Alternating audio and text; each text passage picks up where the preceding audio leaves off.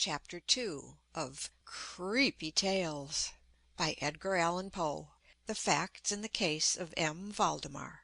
Of course I shall not pretend to consider it any matter for wonder that the extraordinary case of Mr. Valdemar has excited discussion.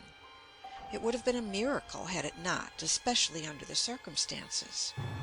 Through the desire of all parties concerned to keep the affair from the public, at least for the present, or until we had farther opportunities for investigation, through our endeavors to effect this, a garbled or exaggerated account made its way into society, and became the source of many unpleasant misrepresentations, and very naturally of a great deal of disbelief.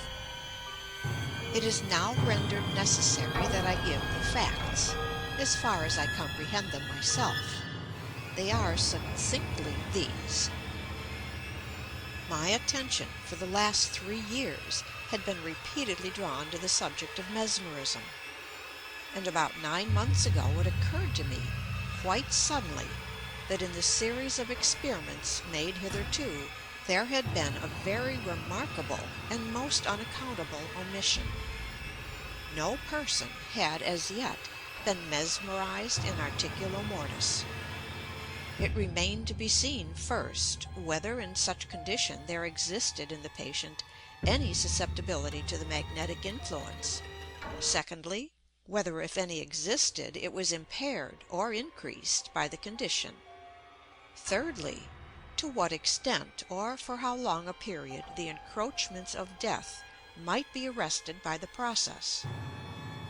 There were other points to be ascertained, but these most excited my curiosity, the last in especial, from the immensely important character of its consequences. In looking around me for some subject by whose means I might test these particulars, I was brought to think of my friend, Mr. Ernest Valdemar, the well-known compiler of the Bibliotheca Forensica, and author, under the nom de plume of Issachar Marx, of the Polish versions of Wallenstein and Gargantua. Mr. Valdemar, who has resided principally at Harlem, New York, since the year 1839, is, or was, particularly noticeable for the extreme spareness of his person, his lower limbs much resembling those of John Randolph, and also for the whiteness of his whiskers, in violent contrast to the blackness of his hair, the latter in consequence being very generally mistaken for a wig. His temperament was markedly nervous, and rendered him a good subject for mesmeric experiment. On 2 or 3 occasions I had put him to sleep with little difficulty, but was disappointed in other results which his peculiar constitution had naturally led me to anticipate. His will was at no period positively or thoroughly under my control, and in regard to clairvoyance, I could accomplish with him nothing to be relied upon. I always attributed my failure at these points to the disordered state of his health. For some months previous to my becoming acquainted with him, his physicians had declared him in a confirmed phthisis. It was his custom indeed to speak calmly of his approaching dissolution, as a matter neither to be avoided nor regretted. When the ideas to which I have alluded first occurred to me, it was of course very natural that I should think of Mr. Valdemar. I knew the steady philosophy of the man too well to apprehend any scruples from him, and he had no relatives in America who would be likely to interfere. I spoke to him frankly upon the subject, and to my surprise his interest seemed vividly excited. I say to my surprise, for although he had always yielded his person freely to my experiments, he had never before given me any tokens of sympathy with what I did. His disease was of that character which would admit of exact calculation in respect to the epoch of its termination in death, and it was finally arranged between us that he would send for me about 24 hours before the period announced by his physicians as that of his decease. It is now rather more than 7 months since I received from Mr. Valdemar himself the subjoined note: "My dear P., you may as well come now. D and F are agreed that I cannot hold out beyond tomorrow midnight, and I think they have hit the time very nearly. Valdemar. I received this note within half an hour after it was written, and in 15 minutes more I was in the dying man's chamber. I had not seen him for 10 days, and was appalled by the fearful alteration which the brief interval had wrought in him. His face wore a leaden hue, the eyes were utterly lustreless, and the emaciation was so extreme that the skin had been broken through by the cheekbones.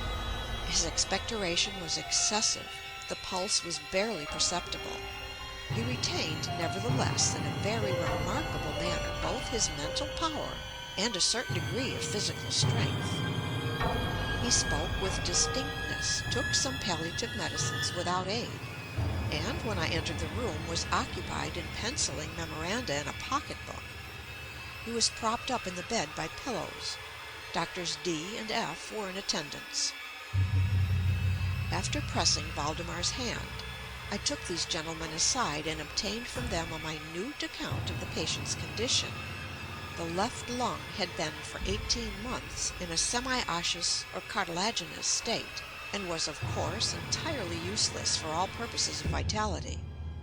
The right, in its upper portion, was also partially, if not thoroughly, ossified, while the lower region was merely a mass of purulent tubercles, running one into another. Several extensive perforations existed, and at one point permanent adhesion to the ribs had taken place. These appearances in the right lobe were of comparatively recent date. The ossification had proceeded with a very unusual rapidity. No sign of it had discovered a month before, and the adhesion had only been observed during the 3 previous days. Independently of the phthisis, the patient was suspected of aneurysm of the aorta, but on this point the osseous symptoms rendered an exact diagnosis impossible. It was the opinion of both physicians that Mr. Valdemar would die about midnight on the morrow, Sunday. It was then 7 o'clock on Saturday evening. On quitting the invalid's bedside to hold conversation with myself, Doctors D and F had bidden him a final farewell. It had not been their intention to return, but at my request they agreed to look in upon the patient about 10 the next night. When they had gone, I spoke freely with Mr. Valdemar on the subject of his approaching dissolution, as well as, more particularly, of the experiment proposed. He still professed himself quite willing and even anxious to have it made, and urged me to commence it at once. A male and a female nurse were in attendance, but I did not feel myself altogether at liberty to engage in a task of this character with no more reliable witnesses than these people, in case of sudden accident, might prove. I therefore postponed operations until about 8 the next night, when the arrival of a medical student with whom I had some acquaintance, Mr. Theodore L., relieved me from farther embarrassment. It had been my design originally to wait for the physicians, but I was induced to proceed, first, by the urgent entreaties of Mr. Valdemar, and secondly, by my conviction that I had not a moment to lose, as he was evidently sinking fast. Mr. L. was so kind as to accede to my desire that he would take notes of all that occurred, and it is from his memoranda that what I now have to relate is for the most part either condensed or copied verbatim. It wanted about 5 minutes of 8 when, taking the patient's hand, I begged him to state, as distinctly as he could, to Mr. L., whether he, Mr. Valdemar, was entirely willing that I should make the experiment of mesmerizing him in his then condition. He replied feebly, yet quite audibly, "Yes, I wish to be. I fear you have mesmerized," adding immediately afterwards, "deferred it too long." While he spoke thus, I commenced the passes which I had already found most effectual in subduing him. He was evidently influenced with the first lateral stroke of my hand across his forehead, but although I exerted all my powers, no farther perceptible effect was induced until some minutes after 10 o'clock, when Doctors D and F called, according to appointment. I explained to them in a few words what I designed, and as they opposed no objection, saying that the patient was already in the death agony, I proceeded without hesitation, exchanging, however, the lateral passes for downward ones, and directing my gaze entirely into the right eye of the sufferer. By this time his pulse was imperceptible and his breathing was stertorous, and at intervals of half a minute. This condition was nearly unaltered for a quarter of an hour. At the expiration of this period, however, a natural, although a very deep sigh, escaped the bosom of the dying man, and the stertorous breathing ceased. That is to say, its stertorousness was no longer apparent. The intervals were undiminished. The patient's extremities were of an icy coldness. At 5 minutes before 11, I perceived unequivocal signs of the mesmeric influence. The glassy roll of the eye was changed for that expression of uneasy inward examination which is never seen except in cases of sleep-waking, and which it is quite impossible to mistake. With a few rapid lateral passes I made the lids quiver, as in incipient sleep, and with a few more I closed them altogether. I was not satisfied, however, with this, but continued the manipulations vigorously and with the fullest exertion of the will, until I had completely stiffened the limbs of the slumberer, after placing them in a seemingly easy position. The legs were at full length, the arms were nearly so, and reposed on the bed at a moderate distance from the loin. The head was very slightly elevated. When I had accomplished this, it was fully midnight, and I requested the gentlemen present to examine Mr. Valdemar's condition. After a few experiments, they admitted him to be in an unusually perfect state of mesmeric trance. The curiosity of both the physicians was greatly excited. Dr. D resolved at once to remain with the patient all night, while Dr. F took leave with a promise to return at daybreak. Mr. L and the nurses remained. We left Mr. Valdemar entirely undisturbed until about 3 o'clock in the morning, when I approached him and found him in precisely the same condition as when Dr. F went away. That is to say, he lay in the same position. The pulse was imperceptible, the breathing was gentle, scarcely noticeable unless through the application of a mirror to the lips. The eyes were closed naturally, and the limbs were as rigid and as cold as marble. Still, the general appearance was certainly not that of death. As I approached Mr. Valdemar, I made a kind of half-effort to influence his right arm into pursuit of my own, as I passed the latter gently to and fro above his person. In such experiments with this patient had never perfectly succeeded before, and assuredly I had little thought of succeeding now. But to my astonishment, his arm very readily, although feebly, followed every direction I assigned it with mine.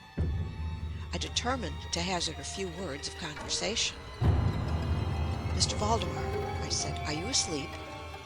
He made no answer, but I perceived a tremor about the lips, and was thus induced to repeat the question again and again. At its third repetition, his whole frame was agitated by a very slight shivering. The eyelids unclosed themselves so far as to display a white line of the ball. The lips moved sluggishly, and from between them, in a barely audible whisper, issued the words, "Yes, I'm asleep now. Do not wake me. Let me die so." I here felt the limbs and found them as rigid as ever. The right arm, as before, obeyed the direction of my hand. I questioned the sleep-waker again. "Do you still feel pain in the breast, Mr. Valdemar?" The answer now was immediate, but even less audible than before. "No pain. I am dying." I did not think it advisable to disturb him farther just then, and nothing more was said or done until the arrival of Dr. F, who came a little before sunrise, and expressed unbounded astonishment at finding the patient still alive. After feeling the pulse and applying a mirror to the lips, he requested me to speak to the sleep-waker again. I did so, saying, "Mr. Valdemar, do you still sleep?"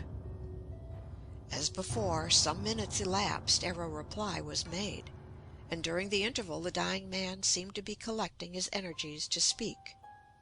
At my fourth repetition of the question, he said very faintly, almost inaudibly, "Yes, still asleep, dying." It was now the opinion, or rather the wish, of the physicians that Mr. Valdemar should be suffered to remain undisturbed in his present apparently tranquil condition until death should supervene, and this, it was generally agreed, must now take place within a few minutes.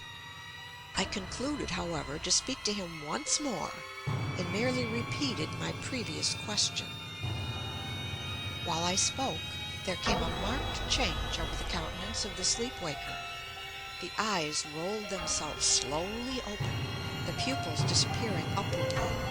The skin generally assumed a cadaverous hue, resembling not so much parchment as white paper, and the circular hectic spots, which hitherto had been strongly defined in the center of each cheek, went out at once. I use this expression because the suddenness of their departure put me in mind of nothing so much as the extinguishment of a candle by a puff of the breath. The upper lip, at the same time, writhed itself away from the teeth, which it had previously covered completely, while the lower jaw fell with an audible jerk, leaving the mouth widely extended, and disclosing in full view the swollen and blackened tongue.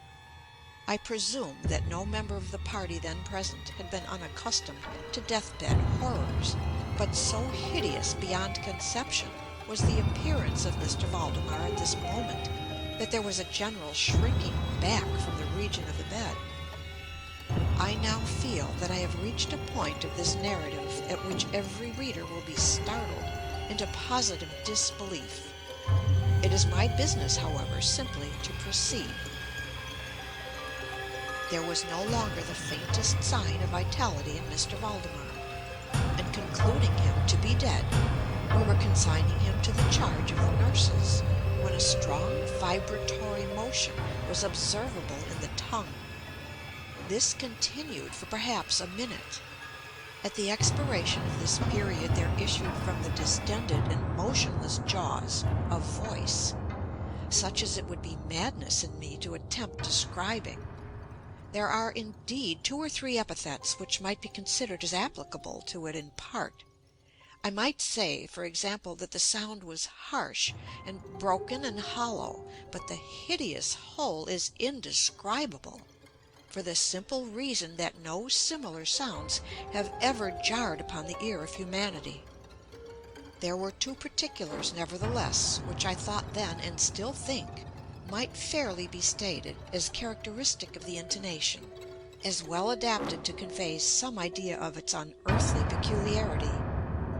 In the first place, the voice seemed to reach our ears, at least mine, from a vast distance, or from some deep cavern within the earth. In the second place, it impressed me, I fear indeed that it will be impossible to make myself comprehended, as gelatinous or glutinous matters impress the sense of touch. I have spoken both of sound and of voice. I mean to say that the sound was one of distinct, of even wonderfully, thrillingly distinct syllabification. Mr. Valdemar spoke, obviously in reply to the question I had propounded to him a few minutes before. I had asked him, it will be remembered, if he still slept. He now said, "Yes, no, I've been sleeping, and now I am dead." No person present even affected to deny, or attempted to repress, the unutterable, shuddering horror which these few words, thus uttered, were so well calculated to convey. Mr. L.L., the student, swooned. The nurses immediately left the chamber, and could not be induced to return. My own impressions I would not pretend to render intelligible to the reader. For nearly an hour we busied ourselves, silently, without the utterance of a word, in endeavors to revive Mr. L.L. When he came to himself, we addressed ourselves again to an investigation of Mr. Valdemar's condition. It remained in all respects as I have last described it, with the exception that the mirror no longer afforded evidence of respiration. An attempt to draw blood from the arm failed.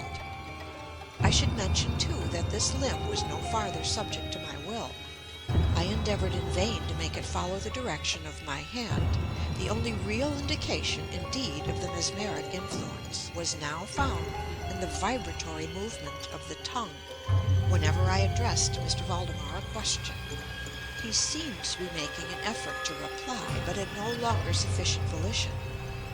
To queries put to him by any other person than myself he seemed utterly insensible, although I endeavored to place each member of the company in mesmeric rapport with him.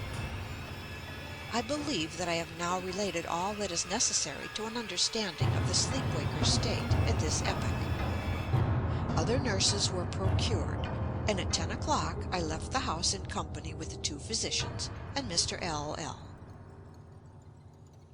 In the afternoon we all called again to see the patient. His condition remained precisely the same.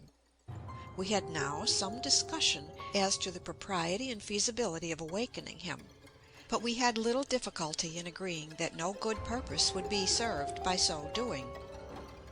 It was evident that so far death, or what is usually termed death, had been arrested by the mesmeric process. It seemed clear to us all that to awaken Mr. Valdemar would be merely to ensure his instant, or at least his speedy dissolution.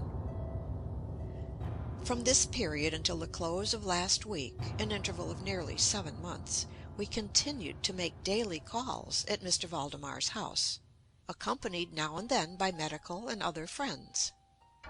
All this time the sleeper-waker remained exactly as I have last described him. The nurse's attentions were continual. It was on Friday last that we finally resolved to make the experiment of awakening or attempting to awaken him, and it is the, perhaps, unfortunate result of this latter experiment which has given rise to so much discussion in private circles, to so much of what I cannot help thinking unwarranted popular feeling. For the purpose of relieving Mr. Valdemar from the mesmeric trance, I made use of the customary passes. These for a time were unsuccessful. The first indication of revival was afforded by a partial descent of the iris. It was observed as especially remarkable that this lowering of the pupil was accompanied by the profuse outflowing of a yellowish ichor from beneath the lids, of a pungent and highly offensive odor. It was now suggested that I should attempt to influence the patient's arm, as heretofore. I made the attempt and failed. Dr. F. then intimated a desire to have me put a question. I did so, as follows: "Mr. Valdemar, can you explain to us what are your feelings or wishes now?" There was an instant return of the hectic circles on the cheeks. The tongue quivered, or rather rolled violently in the mouth, although the jaws and lips remained rigid as before, and at length the same hideous voice which I have already described broke forth: "For God's sake, quick, quick, put me to sleep, or quick, waken me, quick, I say to you that I am dead." I was thoroughly unnerved, and for an instant remained undecided what to do. At first I made an endeavor to recompose the patient, but failing in this, through total abeyance of the will, I retraced my steps, and as earnestly struggled to awaken him. In this attempt I soon saw that I should be successful, or at least I soon fancied that my success would be complete, and I am sure that all in the room were prepared to see the patient awaken. For what really occurred, however, it is quite impossible that any human being could have been prepared. As I rapidly made the mesmeric passes, amid ejaculations of "Dead! Dead!" absolutely bursting from the tongue and not from the lips of the sufferer, his whole frame at once, within the space of a single minute, or even less, shrunk, crumbled, absolutely rotted away beneath my hands. Upon the bed, before that whole company, there lay a nearly liquid mass of loathsome, of detestable putridity. End of the Facts in the Case of M. Valdemar. Recording by Pamela Krantz.